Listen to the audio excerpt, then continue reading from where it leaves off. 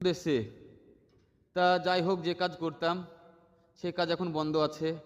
দেশের যা পরিস্থিতি আবহাওয়া, সেই কারণে সেই কাজটা বন্ধ দিয়েছি, নিয়ে কৃষির কাজ করতে এসেছি মাঠে। তা কৃষির কাজ তো করা অভ্যেস নাই, তা অনেক কষ্ট হচ্ছে বন্ধুরা।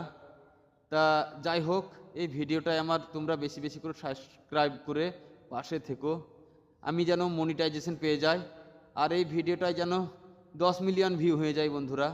কম করে 10 মিলিয়ন ভিউ আর পাচ্ছি না গো। উত্তরপ্রদেশে থাকি, বাইরের রাজ্যে থাকি, পেটের দায়ে পড়ে কি আর করব। যে কাজ করতাম ভয়ে, মানে ফেরির কাজ করতাম, ফেরির কাজ আমার বন্ধ আছে। ফেরির কাজ এখন করি না, মারা ধরা করছে। আমাকে একদিন ধরেছিল, হ্যাঁ, 2-4 ঘুষিও দিয়েছিল, মার খেয়েছিলাম।